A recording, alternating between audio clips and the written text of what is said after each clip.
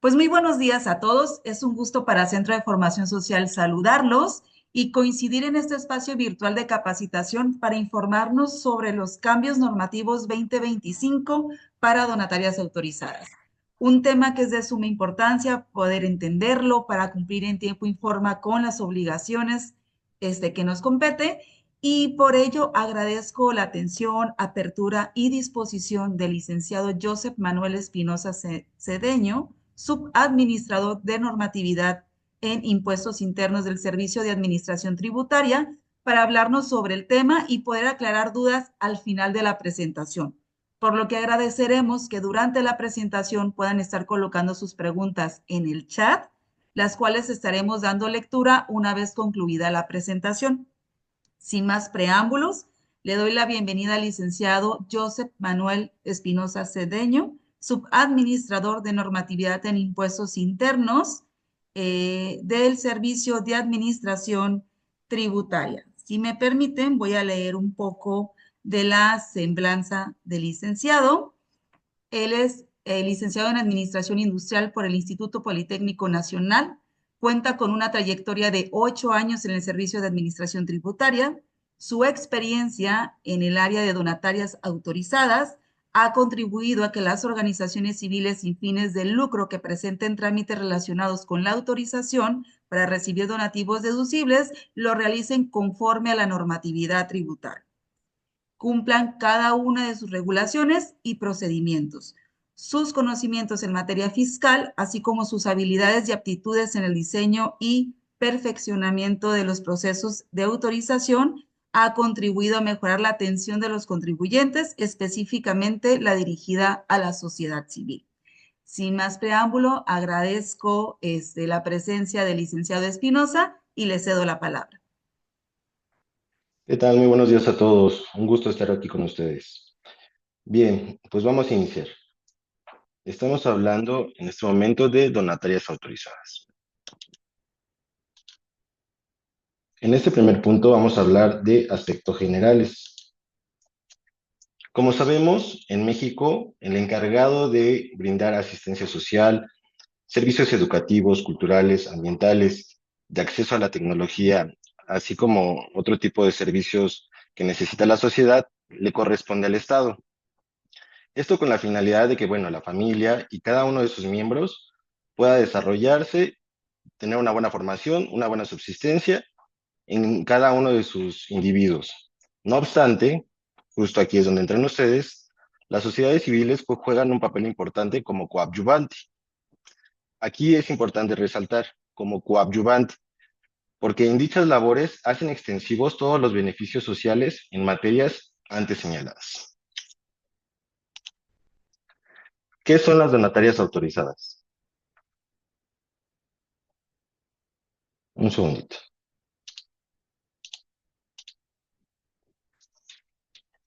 Son organizaciones civiles o fideicomisos que cuentan con autorización por parte del Servicio de Administración Tributaria para recibir donativos del impuesto sobre la renta.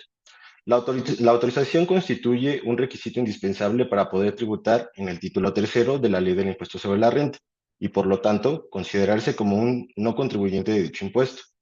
La vigencia de esta autorización es anual, lo anterior de conformidad con el artículo 36 bis del Código Fiscal de la Federación. Su fuente principal de ingresos son los donativos que reciben de personas físicas y morales o aquellos derivados de la realización de su objeto social autorizado. Bien, esta gráfica es importante que la veamos. ¿Cómo constituyo una donataria autorizada? Bueno, primero nos juntamos un grupo de personas que tenemos el mismo interés, la misma capacidad técnica, es decir, tenemos conocimientos básicos de lo que nos queremos dedicar y ya contamos con un recurso propio. Esto regularmente es por parte de cada uno de los asociados. Ok, ese es el primer paso. El segundo paso es investigar la normatividad aplicable a la actividad que pretendo realizar. Es decir, si voy a fundar una asociación civil que va a realizar actividades de rehabilitación de farmacodependientes, bueno, investigo la normatividad que corresponde a estas actividades y bueno, empapo un poquito de estas normatividades para saber con quién puedo solicitar permisos y para que pueda iniciar operaciones. Una vez que ya tengo esta normatividad o ya investigué esta normatividad, bueno, ahora sí constituimos nuestra fundación o nuestra asociación civil. Después de ello, el cuarto paso es tener un plan de trabajo, es decir, planeamos cómo vamos a iniciar a trabajar, en dónde vamos a tener nuestro establecimiento y bueno, iniciamos con las operaciones. Después de desarrollar las operaciones que ya estamos trabajando, que ya estamos laborando, ahora sí solicitamos un acreditamiento de actividades con la autoridad competente en la actividad que estoy desarrollando. Una vez que ya cuento con este acreditamiento, procedo a solicitar la autorización como notaria autorizada. El régimen fiscal. Como ustedes lo sabrán, no todas las sociedades civiles o asociaciones civiles que se constituyen sin fines de lucro podrán tributar en el título tercero. En consecuencias, no podrán ser consideradas como contribuyentes del ISR. Lo anterior implica que para que estas personas morales puedan tributar en este régimen tercero, deberán de obtener la autorización. Es decir, que primero deberán de inscribirse ante el RFC de acuerdo al régimen general, que es considerado el título 2. Una vez que obtengan la autorización, la administración solicitará su actualización de cambio de régimen para pasarlos al régimen tercero y también serán actualizadas sus obligaciones que determine la autoridad, ¿no? ¿Qué hacer antes de iniciar todo el trámite? Antes de iniciar todo el trámite, es importante conocer el régimen fiscal aplicable para las donatarias autorizadas. Como primer punto, tenemos que identificar que las actividades que vamos a desarrollar sean consideradas actividades autorizables, en cual se ubica su objeto social. Dos, consultar el documento que se requiere para acreditar esas actividades. Número tres, tomar en cuenta que la vigencia de la autorización es anual. Revisar las principales obligaciones fiscales que tienen las donatarias. Tener presente que inclusive hay sanciones por el incumplimiento de alguna de estas obligaciones.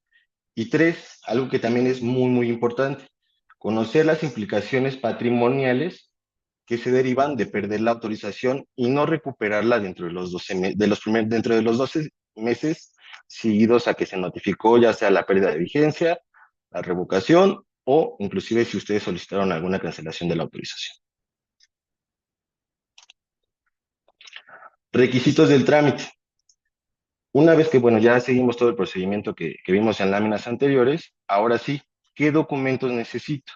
Necesito adjuntar a través de buzón tributario la escritura constitutiva y los estatutos vigentes, o en su caso, el contrato de fideicomiso y sus modificaciones. Estos deberán de contener una constancia, bueno, la constancia ante el registro público de la propiedad, y si aún no se encuentra inscrito, el SAT da la facilidad de que puedan presentar su solicitud de trámite ante el registro y el pago de derechos respectivos. Aquí hago una pequeña pausa. Anteriormente, las disposiciones fiscales permitían que presentaran una carta del notario, en el cual el notario decía, ¿sabes qué? Informo que esta escritura está en trámite de inscripción, y bueno, con eso era lo necesario, ¿no? Ahora no. Ahora necesitamos que nos presenten la solicitud de trámite y el registro del pago de derechos, y con eso cuentan con un año para que puedan presentarla. De preferencia, bueno, que ya esté inscrita, ¿no? Número dos, la acreditación de actividades por cada uno de los rubros que se solicite. Aquí voy a hacer una pequeña pausa y una sugerencia. Esta documentación sabemos que se escanea y se presenta a través de buzón tributario. La sugerencia es que no lo hagan a través de fotografías, a veces en el celular, porque les ahorrar el escaneo. Es mejor que lo escaneen correctamente y una vez que lo tengan escaneado, verifiquen que estos documentos sean legibles, porque de otra manera, pues no es posible para nosotros dictaminar si cumplen o no cumplen con las disposiciones fiscales. Número 3, estar al corriente de sus obligaciones fiscales. Número 4, contar con e-firma, la contraseña, buzón tributario con medios de contactos actualizados. Aquí también hago una pequeña pausa. Es importante tener actualizados sus medios de contacto. ¿Por qué? Porque por este medio nosotros les vamos a hacer llegar su resolución. Y si ustedes no tienen actualizados sus medios de contacto, pues jamás van a tener este, la idea de que ya recibieron su resolución. Número 4, señalar en el apartado de comentarios de la solicitud que se presenta a través de buzón tributario su dirección de internet, sus redes sociales. Aquí les dejé un link en el cual podemos consultar una guía para la presentación de las solicitudes. Si tienen ahí como que duda de cómo se presenta, alguna problemática técnica, bueno, pues aquí pueden consultar una guía que les va a ayudar a presentar su solicitud. ¿Qué beneficios tiene ser donataria autorizada? No son contribuyentes del ISR por todos sus ingresos. Sus actos o actividades no causan IVA. No pagan impuestos al comercio exterior por la entrada al país de mercancías donadas para fines culturales, de enseñanza, de investigación, de salud pública o de servicio social. Pueden recibir donativos ya sea en efectivo o en especie de residentes en el país o en el extranjero. Los donantes pueden hacer deducibles sus donativos hasta una cantidad que no exceda el 7% de utilidad fiscal o ingresos acumulables obtenidos en el ejercicio anterior. Principales obligaciones. La principal obligación es de que deberán destinar la totalidad de su patrimonio e ingresos a los fines sociales autorizados por el SAT. Estos fines sociales autorizados por el SAT se les resaltan en su constancia de autorización. Mantener actualizada su información ante el RFC y ante el padrón de donatarias autorizadas. Mantener actualizado su acreditamiento de actividades. Expedir, recabar facturas por operaciones que se realicen, incluyendo por los donativos recibidos. Presentar contabilidad electrónica. Presentar su declaración anual de ingresos y erogaciones a más tardar el 15 de febrero. Poner a disposición del público en general la información relativa a su autorización, así como el uso y el destino de su patrimonio, la famosa declaración informativa de transparencia. No destinar más del 5% de los donativos recibidos a gastos administrativos. Informar operaciones celebradas con partes relacionadas, así como los donativos en efectivo o en oro y plata, mayores a 100,000 pesos. Número 2, actividades autorizables. Como ustedes sabrán, existe un catálogo de actividades que pueden ser susceptibles de obtener la autorización. Entre ellas, bueno, contamos con las actividades asistenciales. Esta como muestra principal o como requisito principal requiere que estas actividades sean dirigidas a personas de escasos recursos, comunidades indígenas o grupos vulnerables.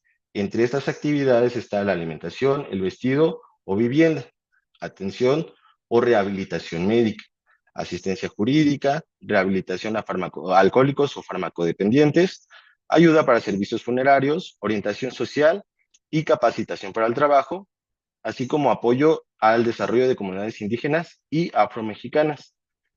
Otra actividad, bueno, pues son las escuelas privadas, las educativas, las cuales imparten enseñanza con un reconocimiento de validez oficial por parte de la autoridad competente. Las actividades de investigación científica, actividades culturales que van enfocadas a las bellas artes, que es realizar la promoción, difusión de música, artes plásticas, artes dramáticas, danza, literatura, arquitectura y cinematografía, así como la protección de patrimonio cultural de la nación. Actividades becantes, que bueno, pues es el otorgamiento de becas para los estudios, lo cual se realiza mediante un concurso abierto al público. Actividades ecológicas. Aquí tenemos dos supuestos. El primero es la preservación de flora o fauna silvestre, terrestre, acuática, en zonas protegidas. Y el número 2, así como la prevención y control de la contaminación del agua, del aire y del suelo, y la protección del medio ambiente. Reproducción de especies. Bueno, pues es la reproducción y protección, conservación de especies en protección y peligro de extinción, así como la conservación de su hábitat. Apoyo económico a otras donatarias autorizadas, que también son conocidas como donatarias de segundo piso. Actividades de obras y servicios públicos. Estas se realizan con un convenio con algún órgano de gobierno, museos y bibliotecas privadas. Estas tendrán como requisito principal que estén abiertas al público en general.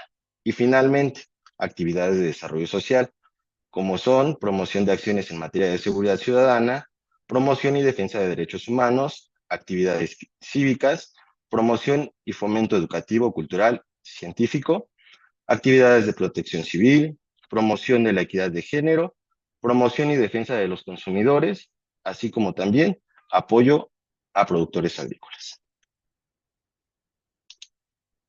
Bien, en el numeral 3 vamos a hablar de las principales modificaciones, que como tal no son modificaciones, a lo mejor son como más adaptaciones a la resolución miscelánea fiscal. Hubo una el 12 de diciembre de 2024, que surtió efectos el 13 de diciembre de 2024, y otra que ya compete al ejercicio fiscal actual, ¿no? Como les mencionaba, esta fue publicada en el DOF el 12 de diciembre de 2024, misma que entró en vigor al siguiente día de la publicación.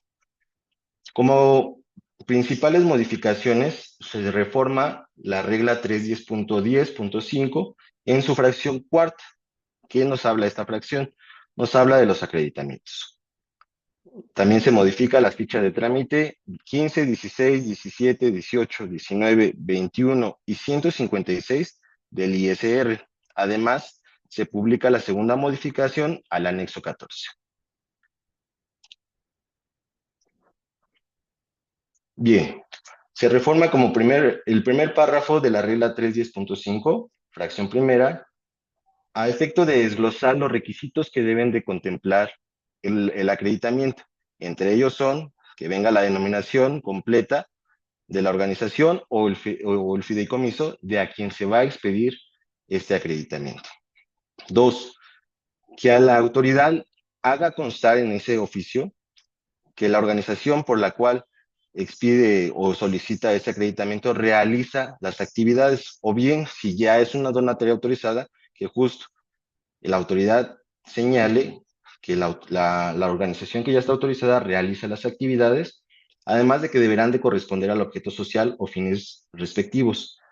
Aquí señalo en subrayo, indicar el lugar o la ciudad en la que se realiza.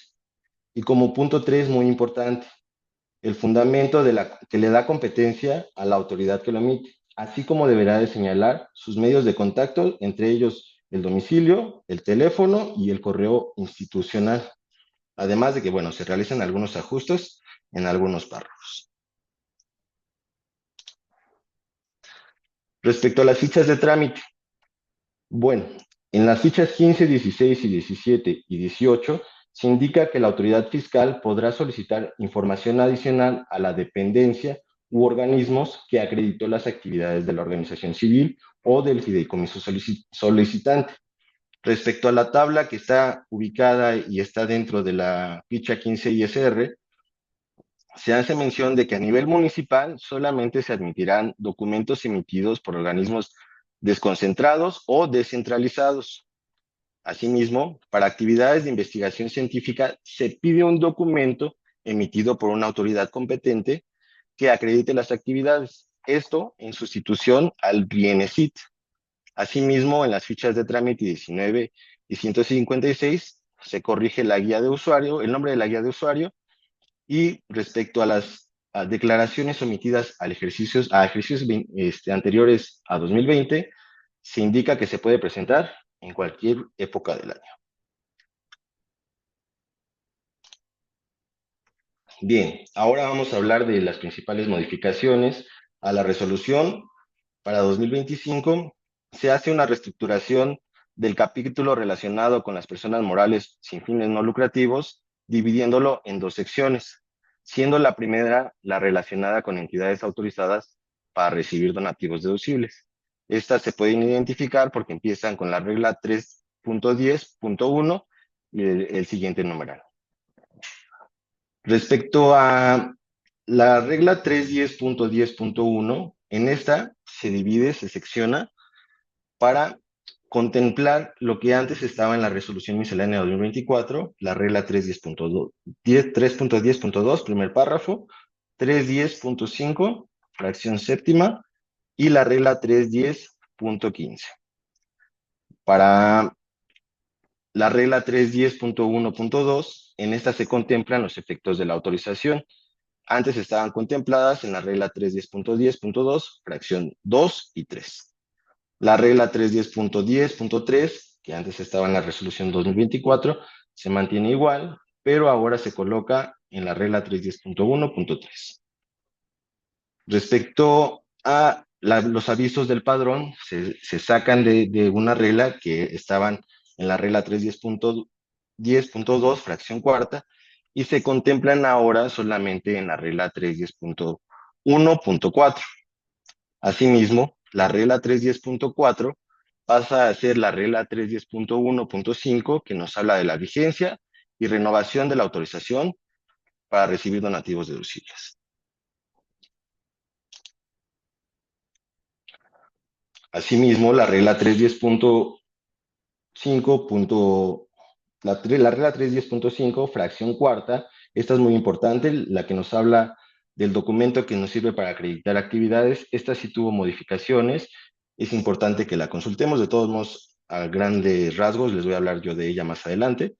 Y ahora se contempla en la regla 310.1.6, asimismo, la regla que nos habla sobre la autorización del extranjero, que antes estaba contemplada como la regla 310.10.7, se contempla ahora en la regla 310.10.1.7, la regla 310.5, fracción 1 y 4, que nos habla de la autorización para aplicar donativos deducibles a actividades adicionales, se secciona y se contempla ahora en la regla 310.10.1.8.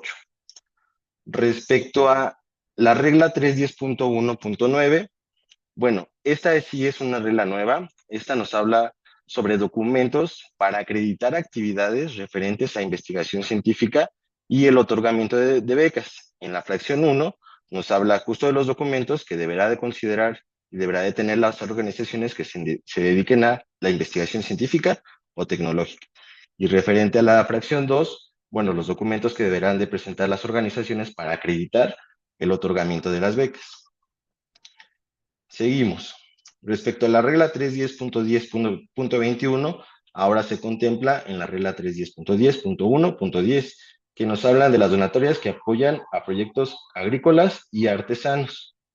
Asimismo, la regla 3.10.9 ahora se contempla en la regla 310.1.11, que nos habla de la información relativa a las actividades a influir en legislación. La regla 310.10.10, esta también es importante, que nos habla sobre la declaración informativa de transparencia del patrimonio y el uso de los destinos del donativo recibidos y en actividades a influir en legislación, lo que nos habla del procedimiento para presentar la declaración informativa de transparencia, ahora se contempla en la regla 310.1.12. La regla 310.10.22 ahora se contempla en la regla 310.1.13, que nos habla del cumplimiento de las obligaciones de transparencia por ejercicios anteriores, emitidos o omitidos. La regla 310.10.27, que nos habla de la cancelación o el procedimiento para solicitar la cancelación de la autorización, ahora se contempla en la regla 310.10.14. La regla 310.10.11, que nos habla del concepto de partes relacionadas para las donatorias autorizadas, y el medio de presentación se contempla en la regla 310.10.1.15. Respecto al inicio de procedimiento de revocación, antes estaba contemplada en la regla 310.5, fracción séptima y novena. Ahora se contempla, aparte, en la regla 310.10.1.16. Asimismo, se crea una nueva regla para señalar qué sistemas o de dónde puede sacar información esta autoridad para realizar el cumplimiento y verificar el cumplimiento de las obligaciones que tienen las donatarias. Asimismo, de que podemos solicitar información de otras autoridades dentro del SAT o bien con otras autoridades fuera del SAT. Esta está contemplada como las causales de revocación por el incumplimiento de obligaciones fiscales.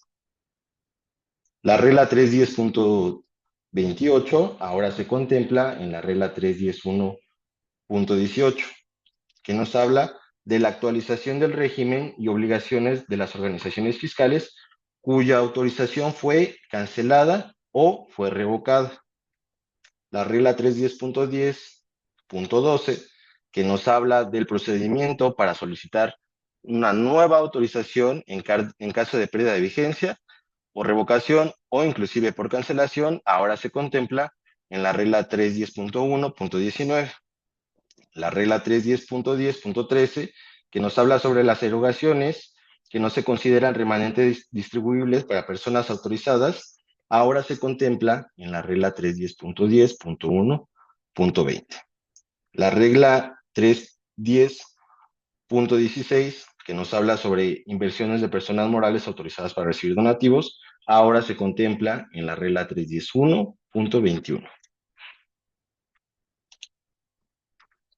Asimismo, la regla 310.17, que nos habla sobre la información del destino del patrimonio en caso de cancelación en el RFC o por cambio de residencia fiscal, por liquidación del activo o por cese de total de operaciones, ahora se contempla en la regla 3.10.1.22.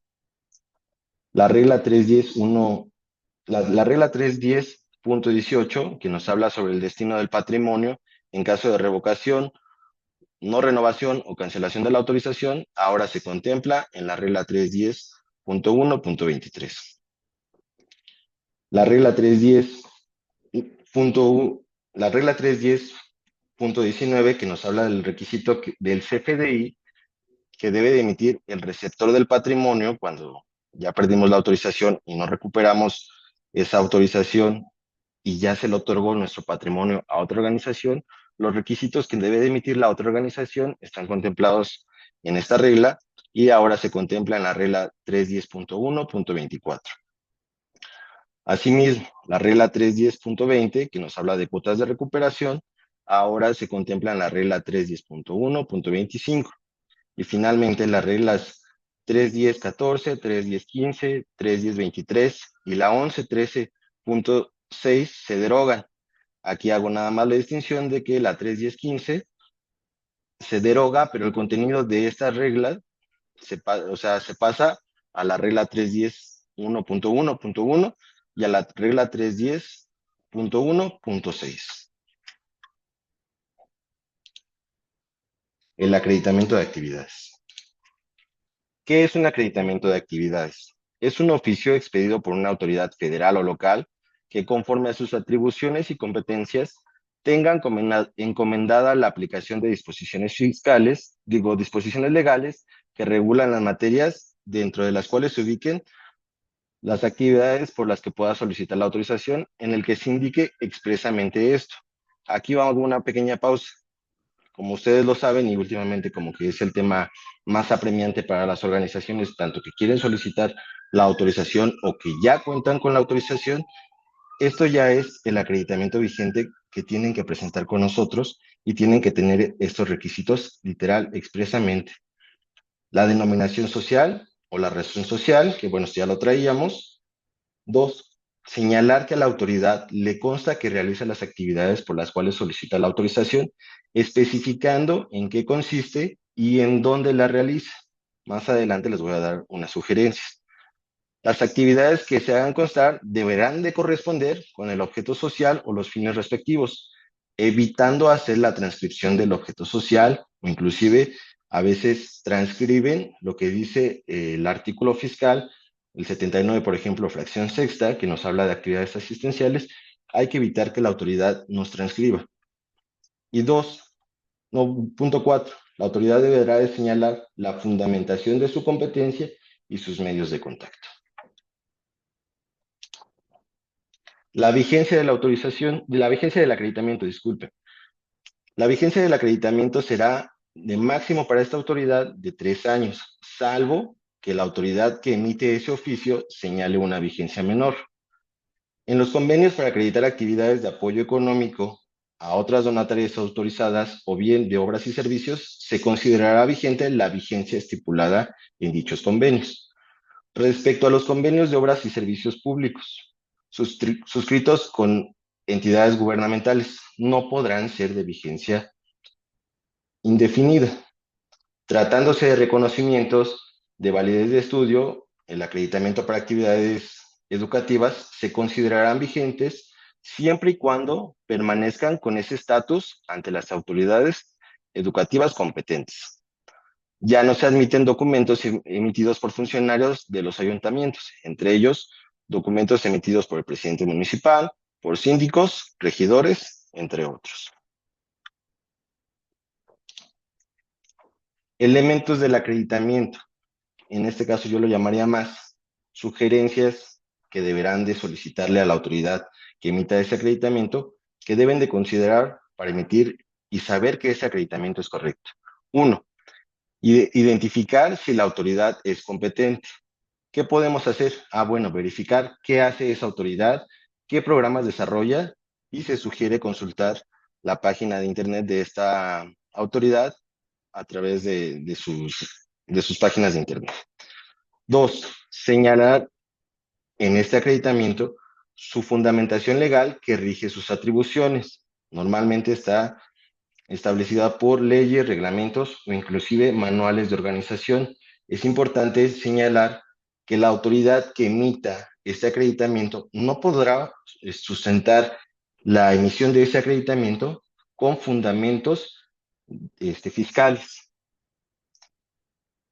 Deben de procurar que no se transcriba el objeto social o justo, como les mencionaba anteriormente, las disposiciones de la ley del ISR. Es más factible y es mejor que señale qué hace la organización, cómo lo hace, desde cuándo lo hace, dónde lo hace y cómo se constató o cómo verificó que efectivamente esa organización realiza sus actividades.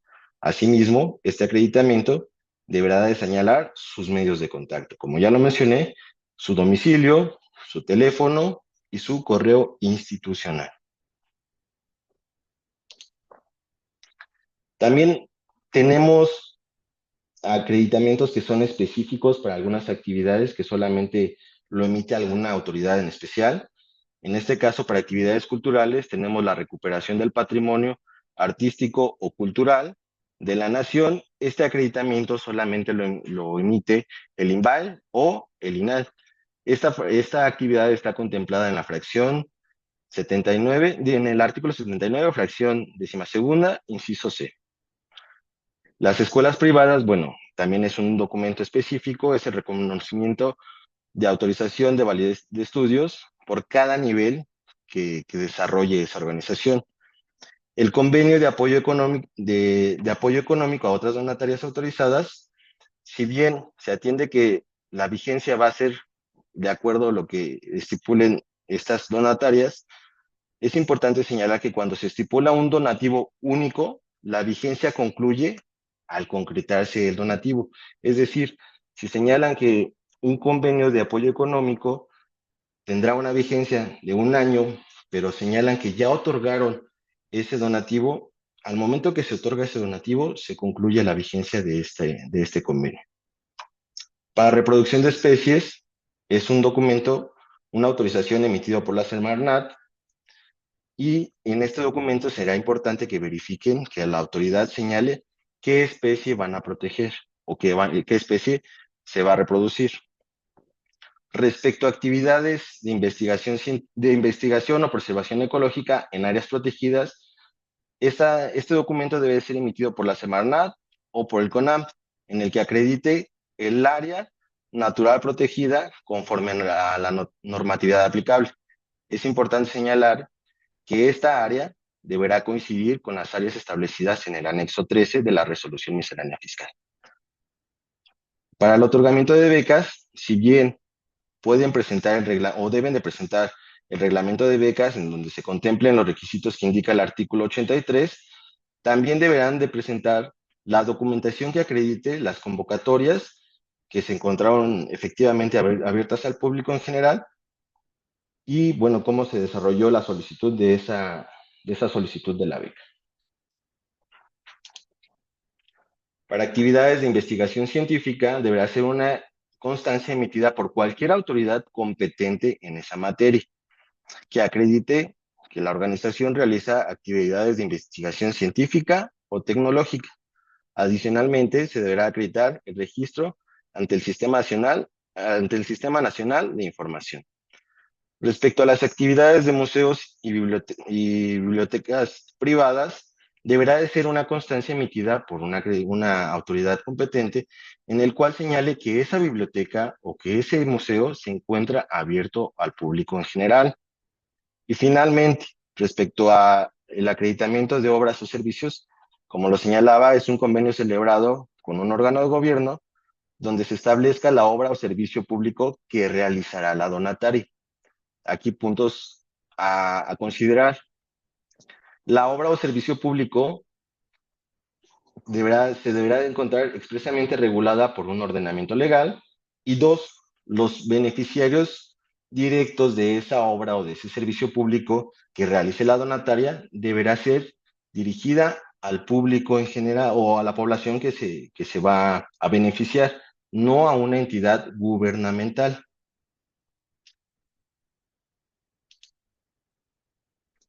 Bueno, ya por último, les comento que este material es de carácter informativo, por lo que no establece ninguna obligación ni crea derechos distintos al contenido de las disposiciones fiscales aplicables. Muchas gracias.